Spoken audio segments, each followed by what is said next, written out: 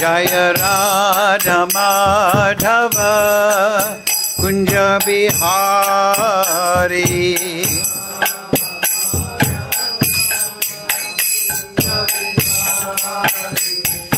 Gopi Jana Vallabha Girivaradhari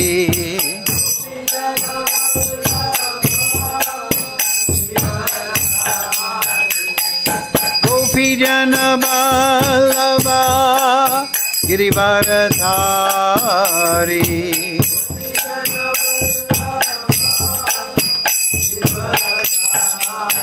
Yasoda Nandana Braja Janaranjana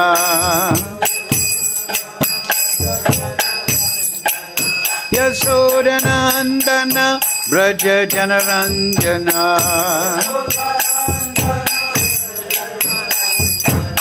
Yamuna Tira Vanachari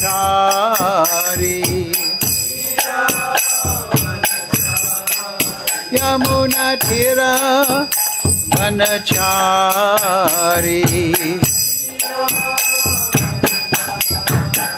Jaya Radha Madhava Kunja Bihari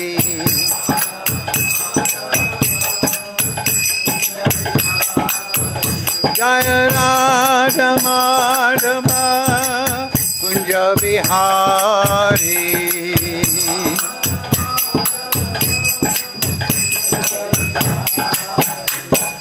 Gopi Jana Vallabha Girivaradhari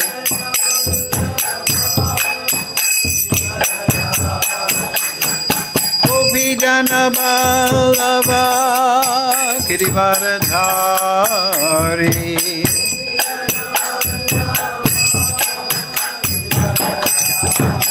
Yasoda Nandana Braja Janaranjana Yasoda Nandana Braja Janaranjana Yamuna Tira Vanachari Yamuna Tira Vanachari Jaya Radha Madhava Kunja Bihari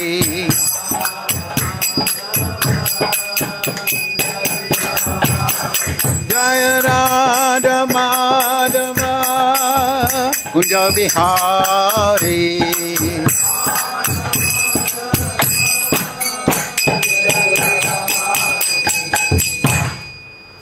Jayam Vishnupad Paramahansa Parivakacharya Starasi Shimad His Divine Grace Sri Lesa Bhaktivedanta Goswami Maharaj Srila Prabhupada Ki Jai Jayam Vishnupad Paramahansa Parivakacharya Starasi Shimad His Divine Grace Srila Bhaktivedanta Goswami Maharaj Srila Prabhupada Ki Jai Srila Gopkisodas Babaji Maharaj Ki Jai Srila Thakur Bhakti Vinod Ki Jai Oh Shri Vrindavan Dham Ki Jai Srimad Bhagavad Gita as it is Ki Jai All glories to assembled devotees All glories to assembled devotees All glories to Shri Shri Guru and Gauranga Go Premananda Hari Hari Bol Om Namo Bhagavate Vasudevaya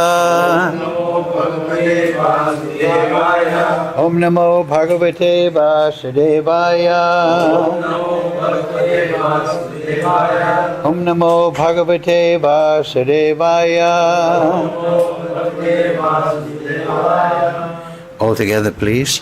Om Jnana Timirandasya Ganandana Salakaya Chakshurun Militam Yena Tasmai Shri Gurave Namaha Shri Chaitanya Manobishtam Stapitam Yena Bhutale Swayam Rupa Kadamayam Dadati Swapadantikam Vandeham Shri Guru Shri Yukta Padakamalang Shri Gurun Vaishnavamscha Shri Rupam Sagrajatam Sahagana Raganatam Vitam Tam Sajivam Sarvetam Savadutam Prijana Sahitam Krishna Chaitanya Devam Shri Radha Krishna Padang Sahagana Lalita Shri Vishakam Vidamscha He Krishna Karana Sindhu Dina Bandhu Jagatpate Gopesha Gopika Kanta Radha Kanta Namostute Tapcha Kanchana Gaurange Radhe Brindavanishwari Vrishabhana Sudadevi Pranamami Hari Priye Vanchakalpatarubhyascha Kripa Sindhu Bevacha Patitanam Pavnebhyo Vaishnavebhyo Namo Namaha Shri Krishna Chaitanya Prabhu Nityananda Shri Advaita Gadadhara Srivasadi Gaura Bhakta Vrinda Hare Krishna Krishna Krishna Hare Hare Hare Ram Ram Ram Hare Hare. Thank you very much. Now, today is second verse, chapter 12. And the chapter is entitled Devotional Service, Bhakti Yoga. So, number 2, right? Please repeat. Shri Bhagavan Vacha Mavya Vesha Manoyeyam Nitya Yukta Upashite Shradaya Parayopetas Tame Yukta Tama Mataha Sri Bhagavan Vacha Mavya Vesha Manoyeyam Nitya Yukta Upashite Shradhaya Parayopetas Te me yukta tama mataha. Sri Bhagavan Vacha Maya Vesha Manoyemam Nitya Yukta Upasate Upashite Shradhaya Yukta Tamamata. Sri Bhagavan Vacha Maya Vesha Manoyemam Maya Vesha Manoyemam Nitya Yukta Upashite Nityaya Parayopetas Te me yukta tamamataha Manaya Vesha Manoyemam Nitya Yukta Upashite Parayopetas Imutatamomataha. Shri Bhagavan Vacha Shri Bhagavan Vacha Manoyeyam Nitya Yukta Upashite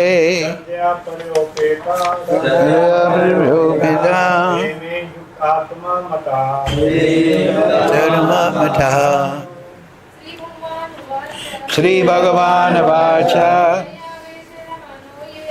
Mavavesha Manoyeyam Nitya Yukta Upashite Shradhaya Parayopetas Tame Yukta Tamomataha. Shri Bhagavan Vacha Shri Bhagavan Vacha Maya Vesha Manoyemam Nitya Yukta Upashite Shradhaya Parayopetas Tame Yukta Tamamataha. Okay, word for word, please repeat. Shri Bhagavan Vacha. The Supreme Personality of Godhead said, Mayi, upon me, aveshaya, fixing, manaha, the mind, ye, those who, mam, me, nitya, always, yuktaha, engaged, upashite, worship, sradhaya, with faith, paraya, transcendental, upetaha, endowed, te, they, may, by me, yukta tamaha, most perfect in yoga, mataha, are considered. So English, the translation, Srila Prabhupada. The Supreme Personality of Godhead said, those who fix their mind on my personal form and are always engaged in worshipping me with great and transcendental faith are considered by me to be most perfect. Please repeat. The Supreme Personality of Godhead said, those who fix their minds on my personal form and are always engaged in worshipping me with great and transcendental faith are considered by me to be most perfect. So, purport Srila Prabhupada. In answer to Arjuna's question, Krishna clearly says that he who concentrates upon his personal form and who worships him with faith and devotion is to be considered most perfect in yoga. For one in such Krishna consciousness, there are no material activities, because everything is done for Krishna. A pure devotee is constantly engaged. Sometimes he chants, sometimes he hears or reads books about Krishna, or sometimes he cooks prasadam, or goes to the marketplace to purchase something for Krishna, or sometimes he washes the temple or the dishes. Whatever he does not let a single moment pass without devoting his activities to Krishna. Such action is in full samadhi. So, very nice. Mukam karochi vachalam bhangam laite girim yat kripa tamaham bande Shri Guru Nacharinam Shri Bhagavan vacha mav aveshya manoyeyam nitya yukta upashite hridaya parayo petasta me yukta tama mataha. The Supreme Personality of Godhead said, those who fix their minds on my personal form and are always engaged in worshipping me with great and transcendental faith are considered by me to be most perfect. Yes, so Prabhupada starts in the purport, in answer to Arjuna's question. So we'll review that. Arjuna inquired, which are considered to be more perfect, those who are always properly engaged in your devotional service, or those who worship the impersonal Brahman, the unmanifested. So we can even go a bit further back, a few slokas, because the transcendental universal form has just been withdrawn. You're all experienced devotees, right? And then Krishna manifested his forearm form, that's his Narayan form, Aishwarya Bhav, and then he manifested his Goloka form, Gokula form, two-armed, which is very approachable, very attractive, beautiful. That is the form that Krishna relates to all his intimate devotees, Radharani, Mother Yashoda, Nanda Maharaj, the cowherd boys, the Dasya Bhav. That is his friendly form. People forget, oh, is this Krishna, the Supreme Lord? I don't know. For me, he is the local darling of Vrindavan. He is the local hero. Sometimes the demigods say, oh, Bhagavan, but he's the son of Nanda Maharaj. Who is this Bhagavan? Let them talk. This is our Krishna. And we know that Lalita Shakti has him under control. He's scared of Lalita Shakti because then he's very nervous about talking to Radharani. And he keeps it very secret about Chandravali. Sometimes he sees, no, I didn't see Chandravali. Oh, no, Lalita Shakti, don't tell Radharani that. That is just a rumor put around by my cowherd boyfriends. Everybody knows Radharani is the boss. So, that is two-handed form. You cannot talk to Narayan like that. He'll say, who are you? Go to Goloka.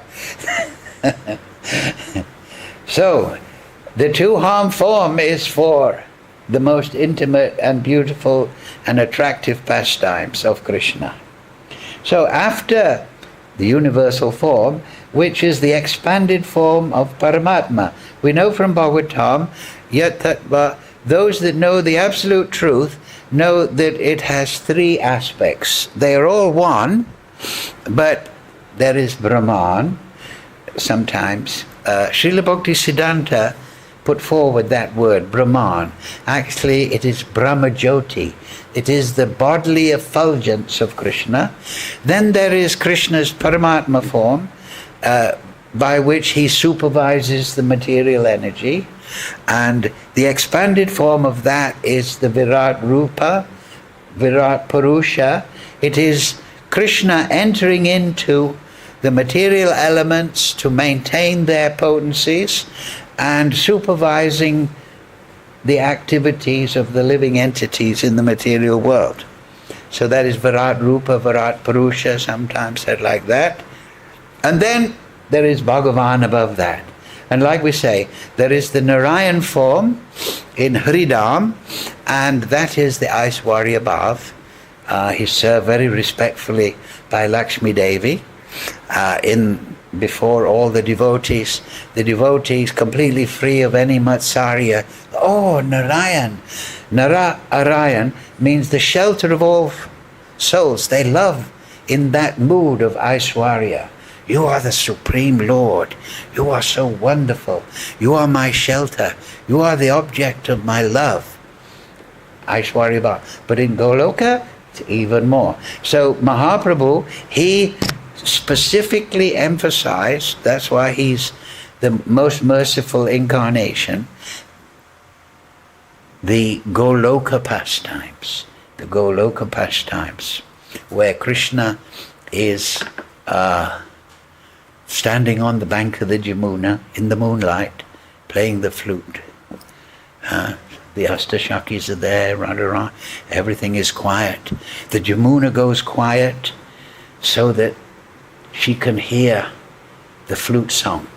So that is the most intimate aspect of Godhead. And Mahaprabhu, of course, through Goswamis, he put that before.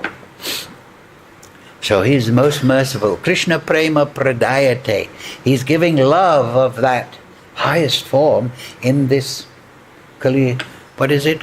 Kale Dosha Nide Rajan.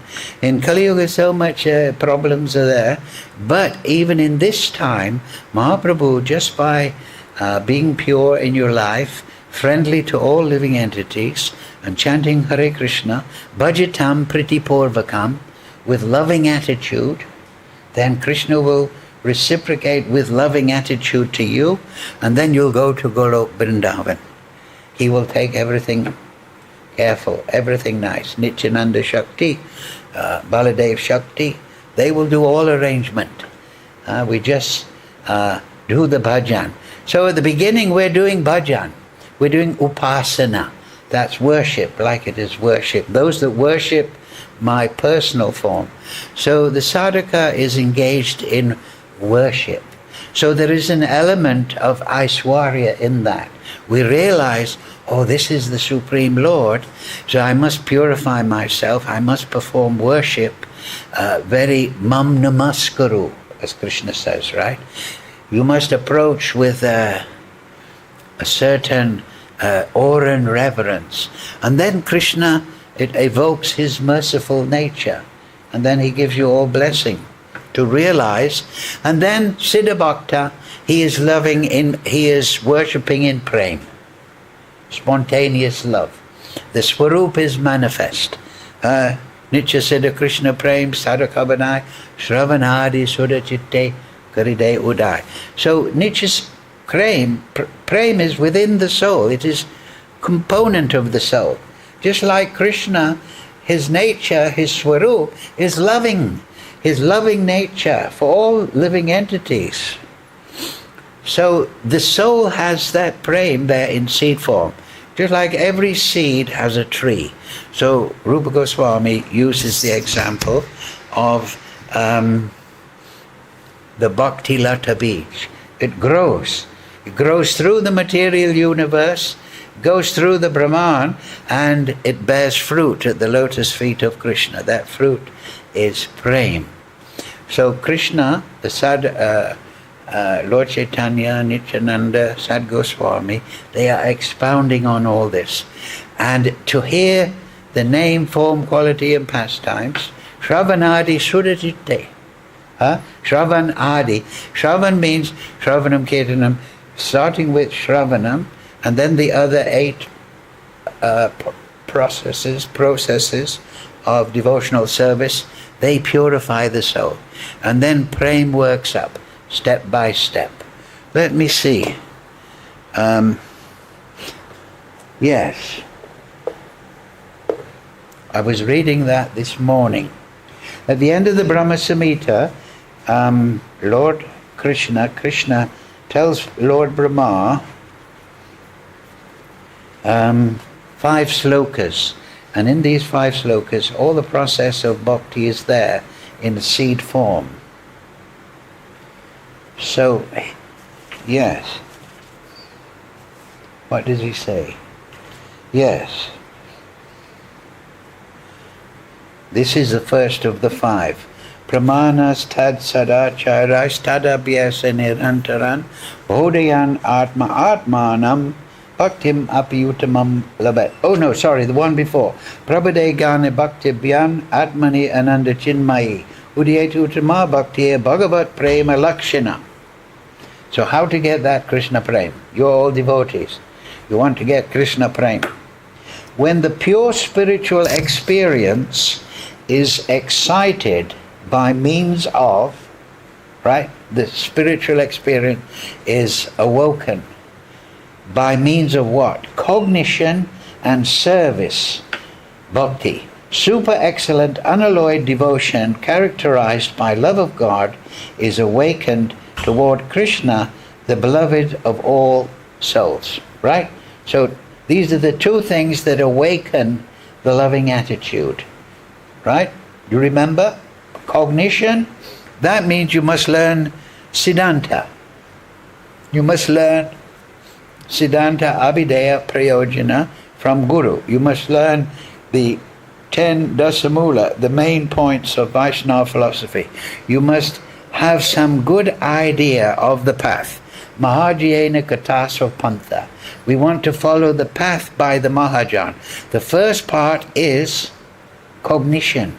That means intellectually understanding. It is called in Sanskrit Aroha Siddhi. It means Aroha, you have understood through Buddhi Yogam, intelligence, the perfect state. So you know that is what I want to aim at. So cognition gives that. That means Shastragan. What is that in the beginning of Chaitanya?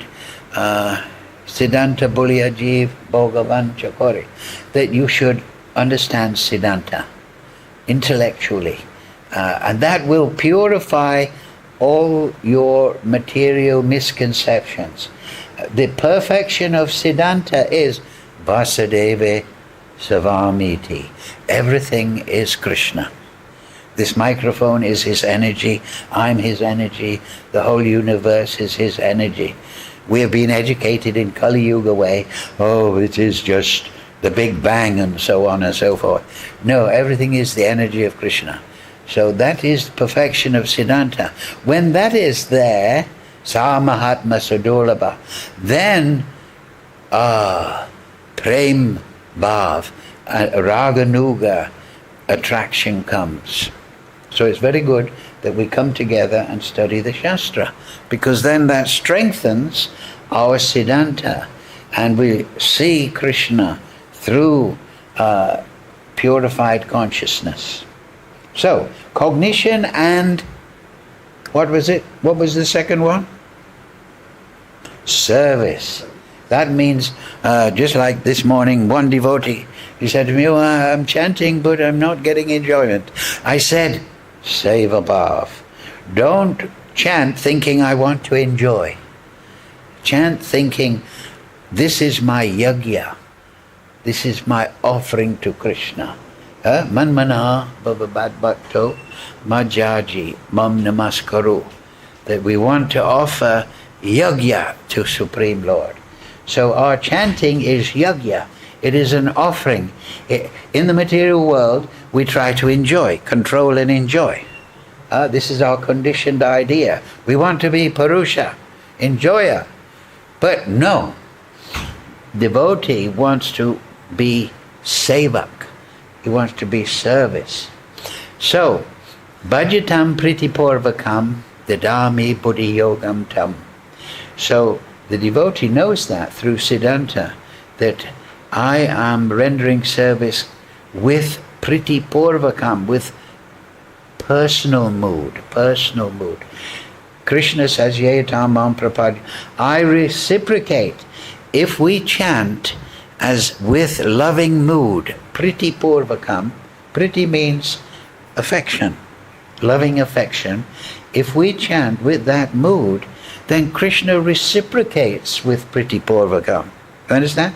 If we chant impersonally, Hare Krishna, Hare Krishna, Krishna Krishna, Hare Hare, like a parrot. Oh no, maybe the parrot is better than that. But if we we try to think, oh Krishna, how we can start with pritipurvakam. We think, oh Krishna, you are created me. You are my creator. You are my supreme father. You are maintaining me. And now you're educating me in spiritual knowledge. Thank you so much. Bhajatam pritipurvakam. Gratitude, right? We should think, oh, Prabhupada has written these books. We have such gratitude. Krishna is giving the sun, he's giving the moon, he's giving fruits and flowers, he's giving sadhu sangha, but we think, oh. When like a child in the house, Mummy, where's my food? Daddy, I want new bicycle. They're not thinking the child, because they're immature, they have no gratitude. They're thinking, oh, they take it for granted. Oh, Mummy, why is dinner 5 minutes late? No, we have to have sense of gratitude to Guru, Sadhu and Shastra. This is the great gift. This is the ticket to eternal life. So, if we have sense of gratitude, then we can offer kindly what we have in our heart. Oh, Krishna has been so kind. Just like in the material world, children grow up, then they love their parents. Oh, I remember now, I was just a small boy, a little selfish, running here and there, but now I understand how much they did for me. So then they think, oh, now my father's getting old, let me take care. My mother's getting old, let me take care. They have sense of gratitude. So we should have sense of gratitude to spiritual master, the sadhus, the parampara, all those things. And then we can chant with pritipurvakam. Not just thinking, oh, I'm in the temple. It's not bad here. Prasad could be better. No, we should think, I'm very fortunate, and these things are coming to me by grace of Krishna and the sadhus. And then we can have the beginning of pritipurvakam in the heart, some satisfaction. And then we will get reciprocation with priti. So this is very important. This is bhakti. So anyway, what was I saying? Yeah, so cognition and bhakti, service attitude, like I say, is, at the beginning, it's based on a sense of gratitude. We are created beings. Why? Because Krishna created. Satya Sankalp. That is one description of Krishna. Whatever Krishna decides, that will become fact. Satya Sankalp. Whatever he decides, that becomes truth. He is Param Tattva. He is absolute truth. There's no restriction. He's completely independent. He's not controlled.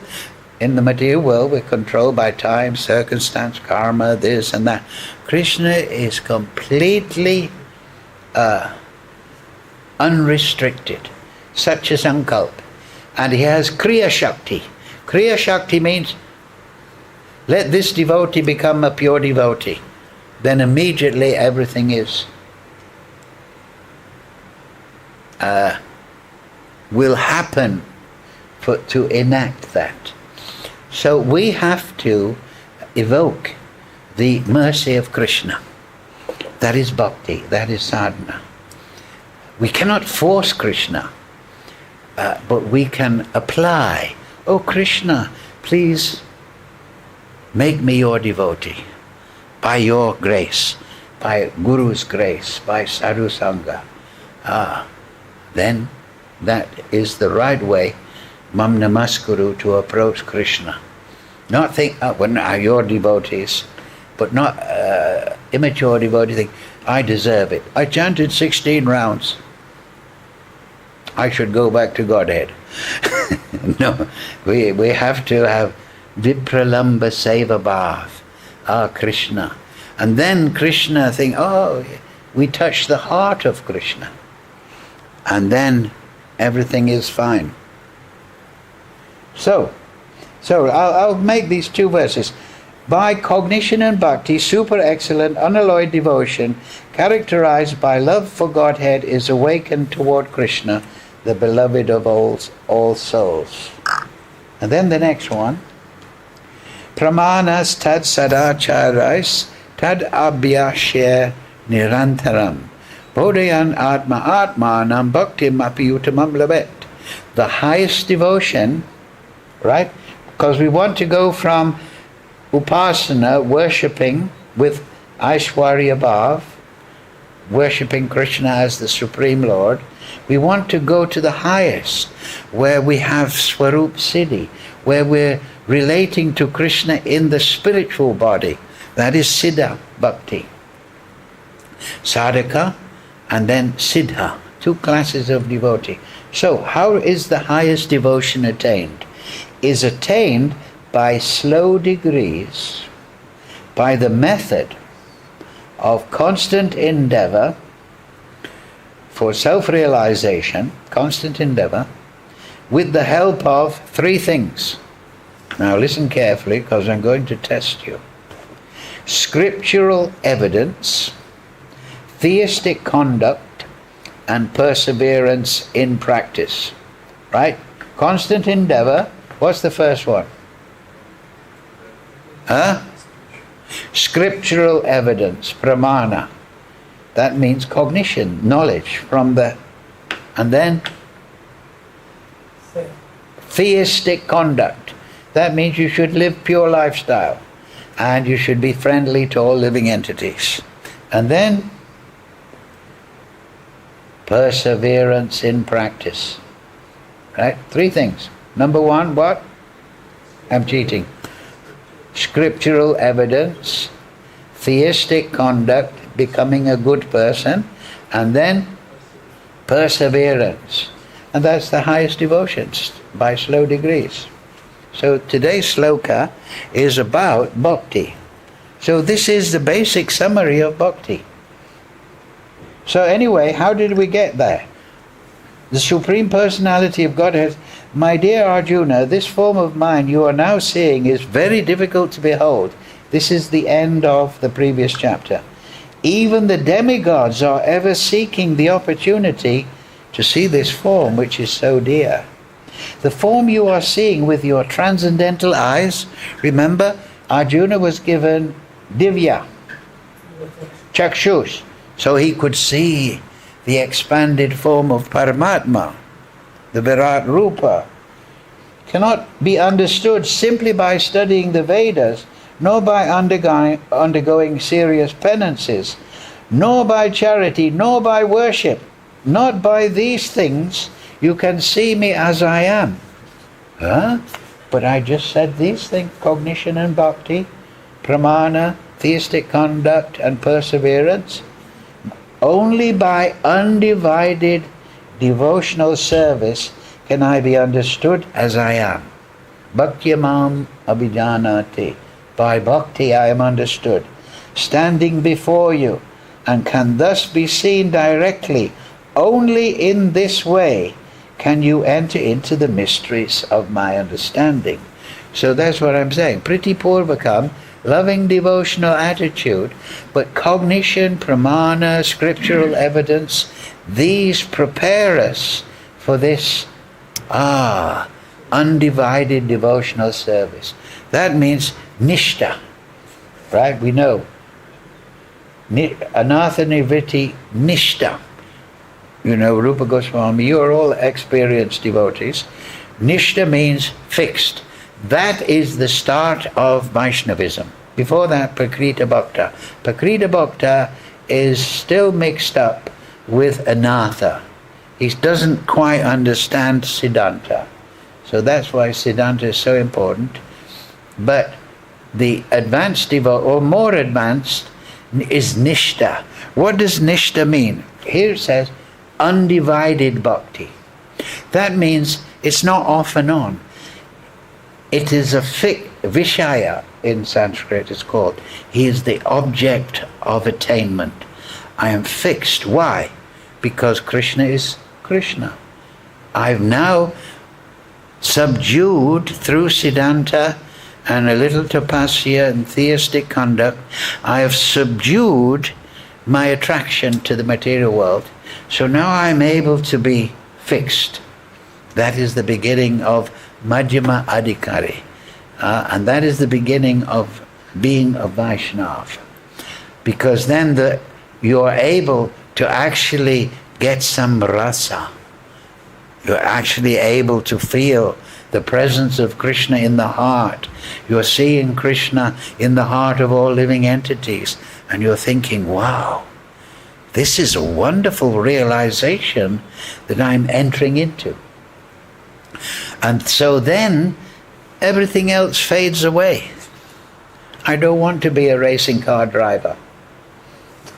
I don't want to go bungee jumping. I don't want to be a master at skiing or something. I want to realize Krishna more, because the feeling that I'm getting is different from anything I've ever felt before. This is the higher taste, the presence of Krishna. It is the beginning of understanding Krishna and being attracted in the real sense, because one is getting the rasa. So one gives up the low rasa, right? So Krishna is undivided. That means the Vaishnava. He's not, oh, I'll go to the temple, it's Friday. On Saturday I'll go to the disco. No, that is divided. He is dedicated. So we take shelter of sadhu sangha and we study Shastra, cognition and service to Guru's order, and then this all wakes up. It is there in the heart. Arjuna, he who engages in my pure devotional service, no distraction, free from contamination of fruitive activities, is not now thinking, oh, I will do bhakti and my business will do better. Fruitive desire. And mental speculation. That means, well, maybe Krishna's God, maybe I'm God, maybe we're all God. I don't know about this. Speculating because the realization is less. He who works for me and makes me the supreme goal of his life, and here's a very important point, this is the sadhu, and who is friendly to every living being, he certainly comes to me. That is the friendly to all living beings.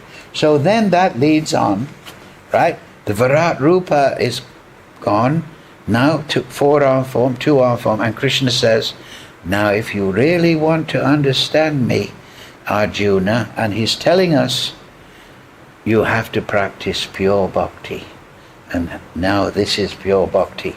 So devotional service, we will find here in this chapter, we won't get into it right now, the different levels. The first level is, Krishna tells Arjuna, he says, those that are always thinking of me with love and affection, they are the highest. If you can't do that, then follow the rules and regulations of bhakti. If you can't do that, then work for me. If you can't do that, then cultivate knowledge. But better than just knowledge is meditation, because in that way you can get in touch with me. So actually I did just tell you those stages there. But, so the main thing is the manmana. Oh Krishna, I always think of you because in my heart I have priti, I have affection. So, but before we get into that bhakti, Krishna clears up this main point. Arjuna inquired, which are considered to be more perfect? Those who are properly engaged in your devotional service, which you've just told me about, Krishna, how to be undivided devotee, or those who worship the impersonal Brahman, the unmanifested, right? So Lord Chaitanya, he met with the Mayavadi sannyasis, headed by Prakashananda Saraswati. Where was that? That was in Benares, was it? I think in Allahabad. Yeah, Benares, Allahabad. So they are attached to the impersonal Brahman. So Lord Chaitanya had a very good preaching tactic. He displayed the Brahman effulgence. He displayed that I am the source of the Brahman effulgence. Because that is a discussion in Vedic society sometimes, which is higher. The impersonal Brahman, the inconceivable, the limitless, nirvisesha, without variety, or the personal form, which is higher. Oh, the personal form is like me. I have trouble. My wife doesn't obey me. She's not a good cook. The children steal money when I'm asleep.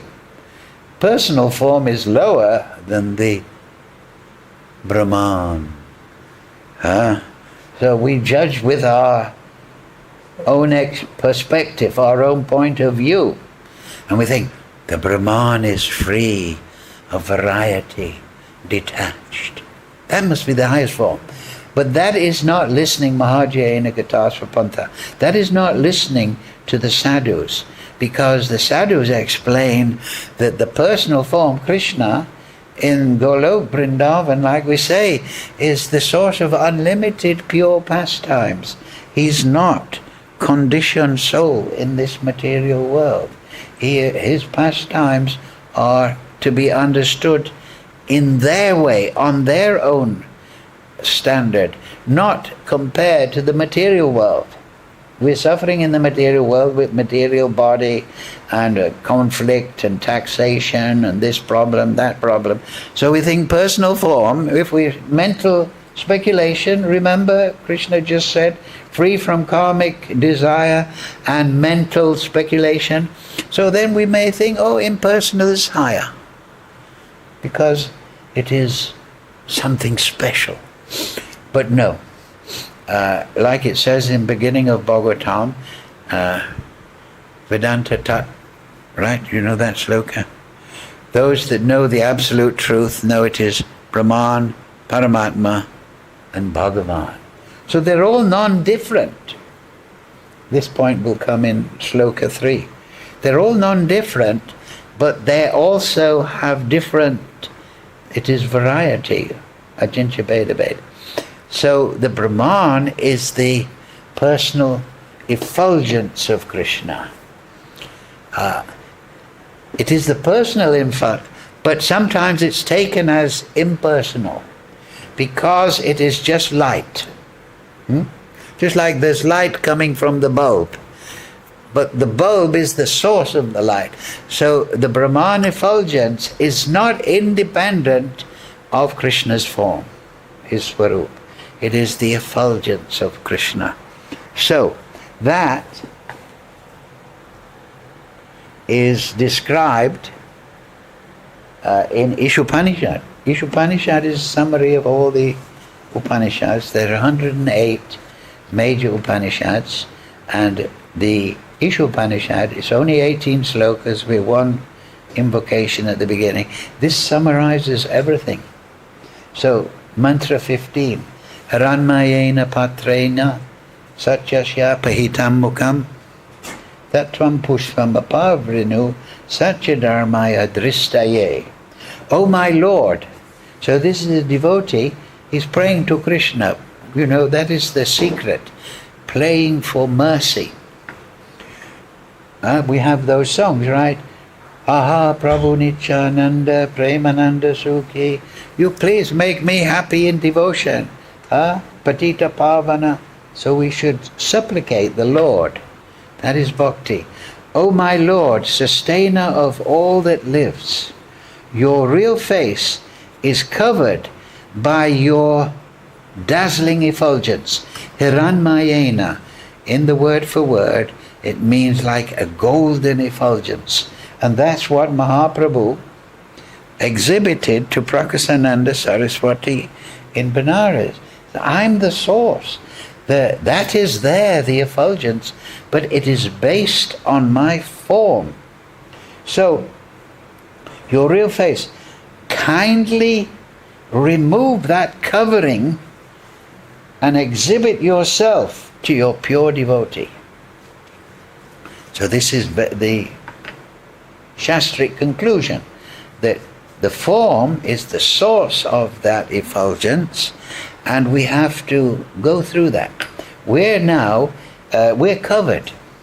Just like Arjuna couldn't see the Virat Rupa, the Virat Purusha, he couldn't see the universal form until Krishna displayed it by his grace to Arjuna, and also the Devatas, many they saw also. So Krishna can reveal himself to his pure devotee as he sees fit. But now we're presently covered in this material body, and because these material eyes and material ears, our spiritual perception is dulled down. Just like if you want to go swimming in the ocean, you put on the bathing suit, right? Or a swimsuit. And you take air with you, go down.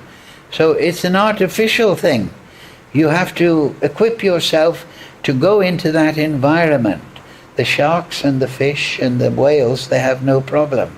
But we have to put on an air tank, go there.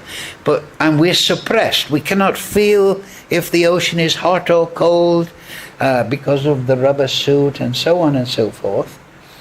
So this material body covers the soul. So that is a yogic thing. The yogis are very good at this. They know how to withdraw the consciousness, fix it on the spiritual aspect, and commune directly through consciousness. That is a basic principle of yoga. Yes, you can serve with your hands, Krishna, and this, but yoga, we should learn this in bhakti. You withdraw from external apparatus of the body, and you find Krishna within the heart. Krishna is within the heart.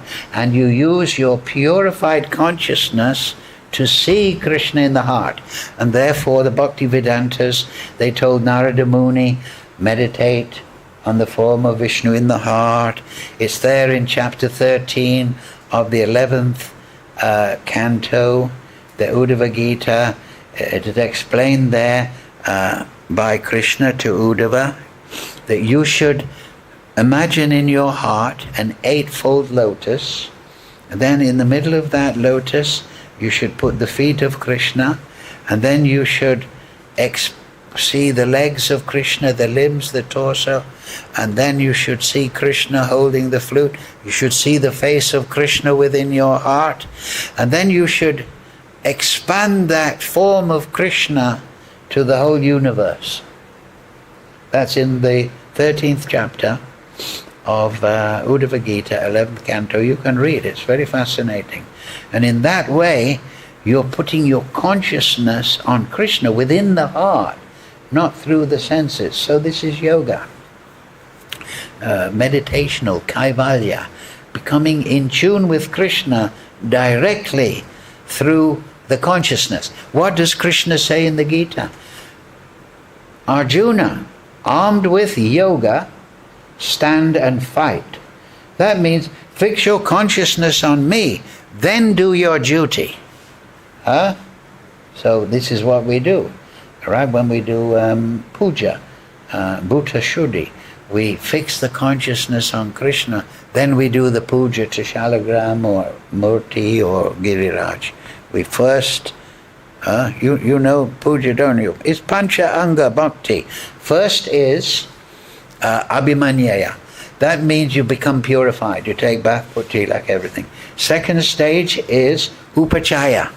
That means you gather all the articles of worship. They can be 1, 3, 5, 10, 16, 32, 64. In Jagannath Puri, they worship with 64. The number one is everything should be done with bhakti. So you first purify, then you gather all the articles that you're going to offer to Shalagram or Murti or Giriraj. Then number 3 is yoga. Before you start the puja, you fix your consciousness on Krishna. And then you perform yagya, offering those articles to Krishna. It may be just a glass of water with some tulsi. Krishna says in the tulsi, it's there in the Shastra, that if you offer a glass of water with tulsi, Krishna thinks this is the most wonderful offering. Just so you don't have to be patram pushpam, you don't have to offer half the universe. Just a glass of water with tulsi, with pretty purvakam. So that's number 4 on the Panchanga Bhakti. You know, this good. This is, and then number 5. What is that? That is called Swadhyaya. Swadhyaya. After you've done the puja, you can also do this beforehand. Swadhyaya means your own contemplation. Through the chanting, this is when you chant.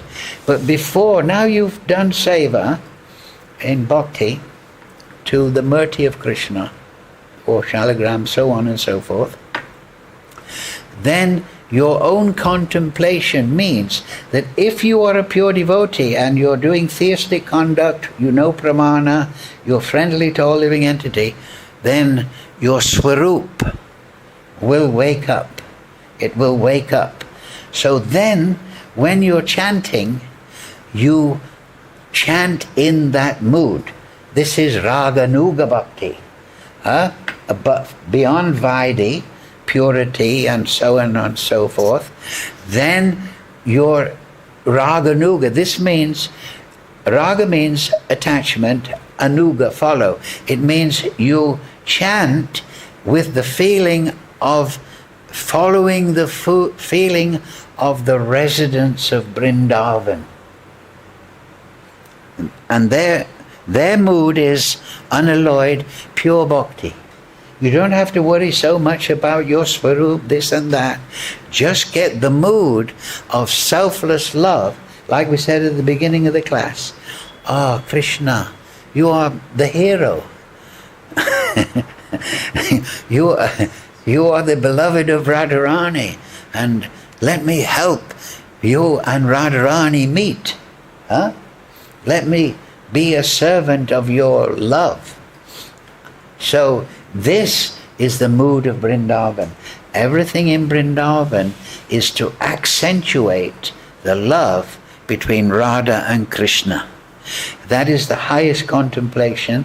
That is the highest, it is called Prem Vaivarta. There is a book by Jagannatha Pandit. He is Satyabhama. Satyabhama is Radharani's expansion in Dwarka. So Jagannatha Pandit, he wrote this book, Prem Bhavata, and it means the transformations of love. The exchanges between Radha and Krishna is transformations of prem. So that contemplation of the exchanges of love between Radha and Krishna, that is the apex of all meditation. At the beginning of Chaitanya Charitamrita, it explains Radha and Krishna are one. But to enjoy the bliss of pastimes, they have separated themselves eternally. And then they are following pastimes, Vipralamba Sambhog, in different varieties. So that contemplation, when Ramananda Roy came to that, because Ramananda Roy gave step-by-step higher understanding in bhakti, and then Mahaprabhu was always saying, go further, go further. So when he got to Radha and Krishna, he said, well, and then Mahaprabhu said, go further. And then Ramananda Roy said, there is Prem Vaivarta. Mahaprabhu said, don't speak on that. I can't bear that. That is, so this transformation between Radha and Krishna, Mahaprabhu is explaining to us in that way. It is super confidential and it is the highest contemplation. And like I say, the whole creation of material, spiritual, everything ultimately is servant of Prem Vaivarta, the transformations of love between Radha and Krishna. So that is the highest aspect of bhakti. And so a devotee who knows Siddhanta, he contemplates this within the heart. Radha and Krishna, they are exchanging love in different moods within Vrindavan Dham. That is the highest. And that is the apex of bhakti. And so Krishna explains that, right? This is what Krishna is saying. Arjuna says, which is more perfect? Krishna says, those that fix their mind on my personal form, and I'm just explaining now, this is, of course, Bhagavad Gita, but we should understand what Mahaprabhu taught in the, with discussion with Ramananda Roy, the highest aspect. They are doing the highest meditation. Then number 3 will come, 3 and 4. Those whose minds are attached to the unmanifested impersonal feature, my bodily effulgence. Now, like I said earlier, sometimes people say, oh, that is impersonal feature. But actually it is the personal effulgence. But it doesn't carry the Leela aspect of Krishna. So sometimes it is termed impersonal effulgence. But it is actually his personal bodily rays. So it is personal and impersonal according to the way you are looking at it. But ultimately it is personal, because Vasudeva Savam, everything is personal, because it is all Krishna's artistry. The creation, everything, material, spiritual, is the expression. You remember Yad Yad Vibhuti Mat Sattvam Srimad Urjitam Evava. Know, Arjuna, that everything wonderful in this universe, material, spiritual, it is just a spark. It is the spark from me. So Krishna is the greatest artist. So but those now, so impersonal is very interesting. The bodily effulgence, because it is Krishna, listen to what Krishna says after he says, worship my personal form. But those who fully worship the unmanifested, that's the unmanifested. Like I say, we're in this material body, so it's unmanifested to us, avyakta. that which lies beyond the perception of the senses. That means material senses. So the impersonalists, like I say, they withdraw from the senses, they perform tapasya, and they try to perceive the Brahman through their consciousness.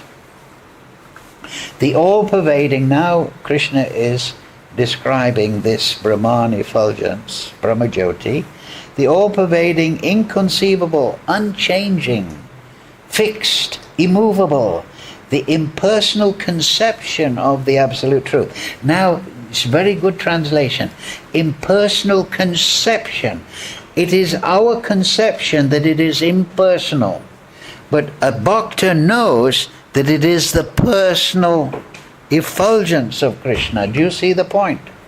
You may have the conception, if you don't have Siddhanta, oh, that is impersonal, so I must become impersonal and detached and enter into that. That is nirvana. No. The impersonal conception of the absolute truth, by controlling the senses, tapasya, and being equally disposed to everyone. Because that is impersonal, then you don't have to be friendly. You don't have to interact. You have to be detached. Like the Buddhistic idea, you must withdraw. Because if you interact with the material world, you will forget the undivided Brahman. No, you must. This is detachment through austerity and controlling emotions. Very difficult, because the soul is emotional. We want love and affection. We want interchange. We want to make jokes with our friends, right? So it's difficult. Being equally disposed to everyone. Now, before Krishna says you should, when he's describing bhakti, he said you should be friendly to all living entities, right? But now he says being equally disposed. That means if you're going to go for the impersonal, you should be yes, equally disposed. You shouldn't. You understand? So the Mayavadis, they practice that kind of conception. And the Buddhists even more, if they know what Buddhism is. Such persons engaged in the welfare of all. So then, this is also the thing, like many impersonalist yogis, they open a hospital. Or they do some welfare work. But they don't want to be emotionally involved. They want to control and be tapasya and merge with the impersonal. Then, just after this, now this is the important point. Krishna says, engaged in the welfare of all. This is his final point. At last they achieve me. So this is the very important point. That if we want to realize Krishna, if we want to praise Krishna, we have to be Vaishnav. That means we see everyone as part and parcel of Krishna. You understand? So we become friendly and kind-hearted to everyone. And when Krishna sees that, then he becomes disposed. Do you see the point? Then they achieve him. We'll finish on the next sloka because it's very good. Of course, all the slokas are good. Krishna is very intelligent. Right. For those whose minds are attached to the unmanifested, impersonal feature of the Supreme, advancement is very troublesome. Why? Because you're restraining your emotions. You're trying to see the unvariegated, impersonal. But when you open your eyes, you see all variety. You see people, you see interaction. And you're supposed to do something that is completely different what you're experiencing day by day. To make progress in that discipline, is always difficult for those who are embodied. Because you're in a body. You have to taste, you have to sleep, you have to have friends, you have to interact. So how are you going to be impersonal? Huh? You come back from work and you say to your wife, don't be friendly. Leave me alone. I'm meditating in an impersonal way. What's the wife going to think? You're a nut. Go out. I'll talk to your brother. Huh? So it's artificial. So the impersonal sadhus that often perform austerities up in the caves, they worship Lord Shiva, they withdraw from society completely, because that will distract them from the impersonal nature. So it's very difficult. But Krishna says, because you're meditating on me in my Brahman form, Brahmajyoti form, you will attain me. You'll become purified. Just like the Buddhists. The Buddhists, they want Nirvana, but they're worshipping Lord Buddha. Nirvana is very boring. Nirvana means no forest of material inducement. But they're worshipping Lord Buddha. So what happens? They develop some bhava for Lord Buddha. Who is Lord Buddha? Is Krishna. Is Krishna. Huh? So it is a trick. Krishna is tricking. But you see, so the Buddhist is atheism, but it's not undisciplined atheism. You see, communism is there's no God. But they're not worshipping Lord Buddha, so there's no God, so that means it's all chemical. So the communists have done terrible things.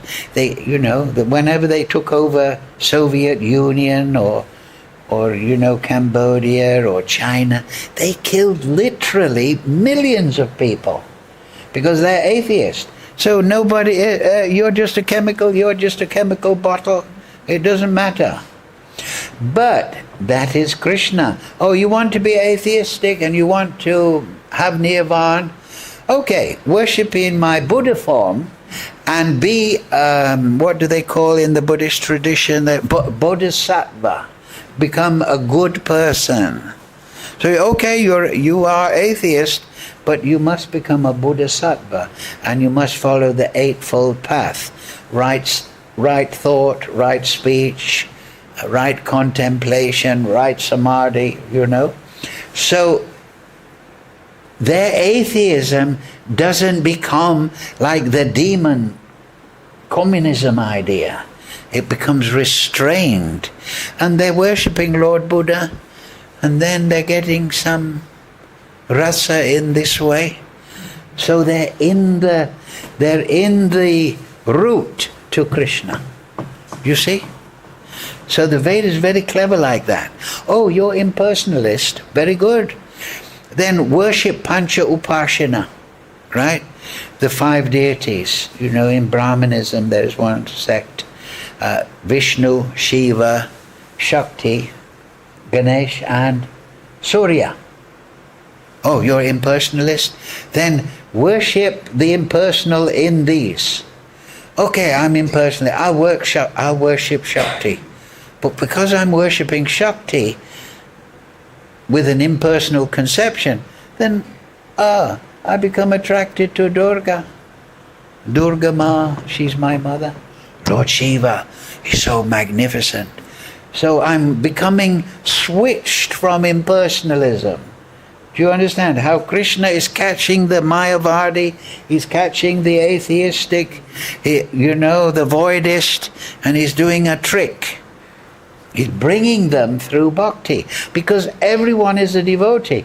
So if you are worshipping Lord Buddha thinking, I want non-existence, I want nirvana, then you're looking at Buddha in the temple, you're offering incense, and in your heart what happens?